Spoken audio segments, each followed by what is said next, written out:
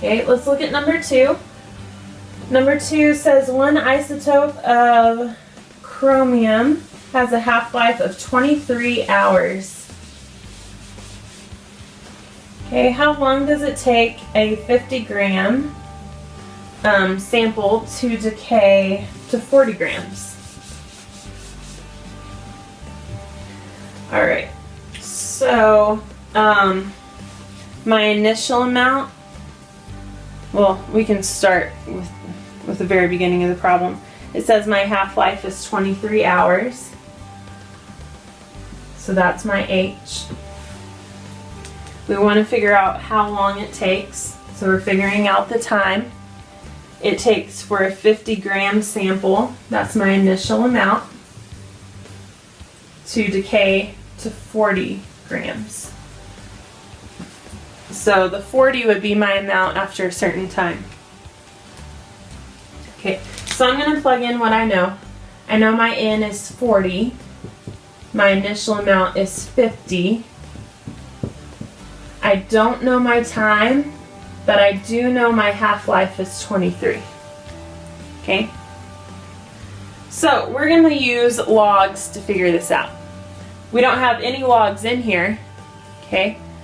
Because of that, we need to get this term that has the variable by itself. We need to get that by itself first, and then we can take the log of both sides. Okay? Just like our interest problems. Okay? So the opposite of multiplying by 50 is dividing by 50. And we're going to do that to both sides. Okay? 40 divided by 50 is going to give me 0.8.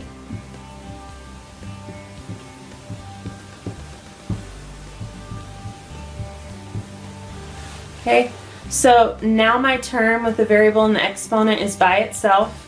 Okay, that's good. Now I can take the log of both sides. So log of 0.8 equals the log of 1/2 to the t divided by 23. Okay, I'm going to take my exponent now and I'm going to move it to the front. T divided by 23.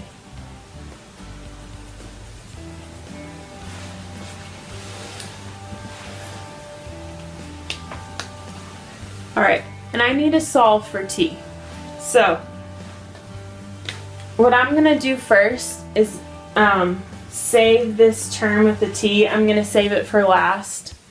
So the opposite of multiplying by the log of 1/2 is dividing by the log of 1/2. So I'm going to get rid of that first. I'm going to do it to both sides. Okay, so I'm going to punch that in my calculator. The log of 0.8 divided by the log of 1/2 gives me, go ahead and punch it in. You should have gotten 0.322. Okay, so 0.322 equals t divided by 23. I still need to solve for t. I'm not done yet. So the opposite of dividing by 23 would be multiplying by 23.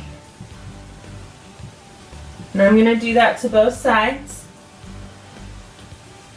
Should get 7.406. And for our time, we're talking about hours for this problem.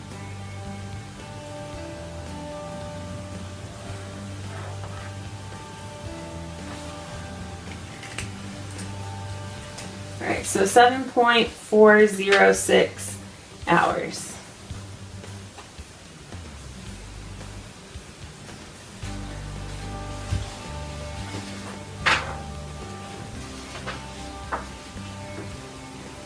Alright, let's try number 3. Okay, on number 3, if 25 kilograms of a 100 kilogram sample of carbon-14 remain after 12,000 years? Calculate the half-life of carbon-14. So we're trying to figure out what the half-life is on number 3.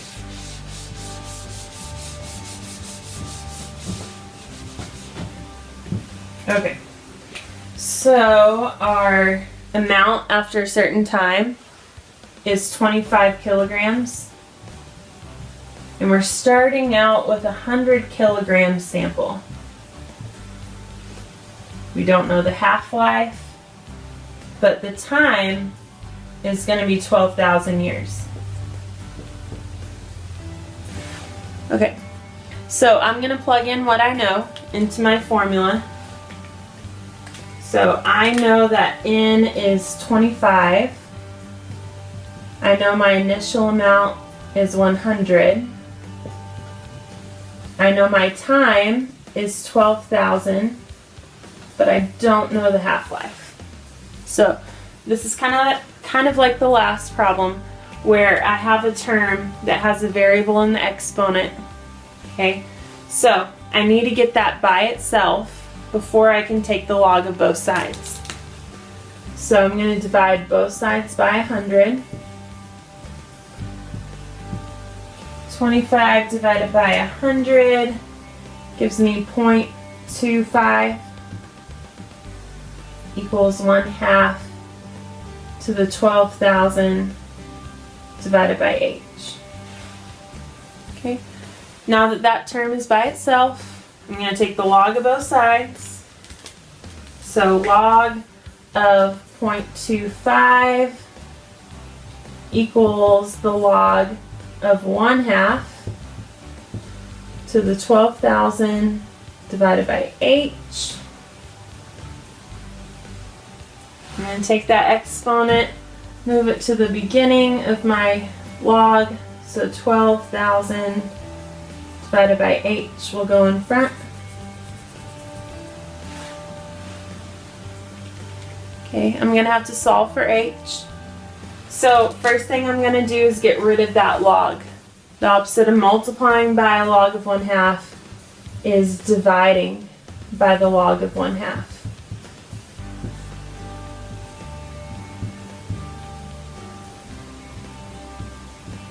So log of 0.25 divided by the log of 1/2. Go ahead and punch that in. You should get 2. Okay, so 2 equals 12,000 divided by h. Alright, in order to solve for my half-life, I have to get it out of the denominator. So the opposite of dividing by h is multiplying by h. And I'm going to do that to both sides. So I get 2h equals 12,000. Divide both sides by 2. And my half-life is going to be 6,000 years.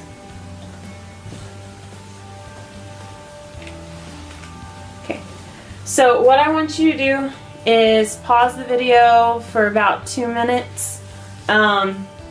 Try to work number 4, the very last example, and then whenever you're ready, press play and we'll check. I'll go through it kind of quick because it's just like number 3, but you need to try it on your own because you'll have a worksheet over this stuff. Alright, so pause the video and then we'll check.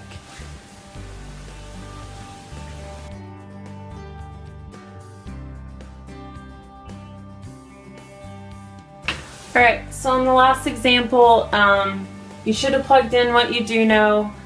We're starting out with 372 units. That's my my original amount. I'm going to end up with 219 after 8 hours. So 8 goes in for my time. But I want to figure out what the half-life is. So I'm going to solve for h. Should have divided by 372. Okay, I got 0.589. equals 1/2 to the 8 divided by h. So I took the log of both sides. So log of 0.589 equals the log of 1/2 to the 8 divided by h. You should have moved that exponent to the beginning.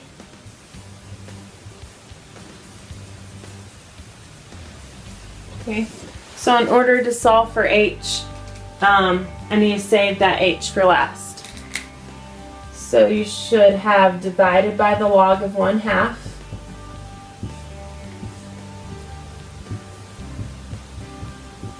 Okay, and you get 0.764 equals 8 divided by h.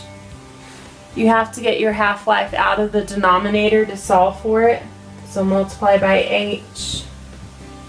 So 0.764h equals 8.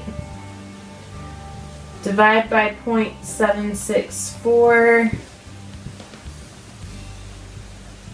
And my half-life is 10.47, and we're talking about hours.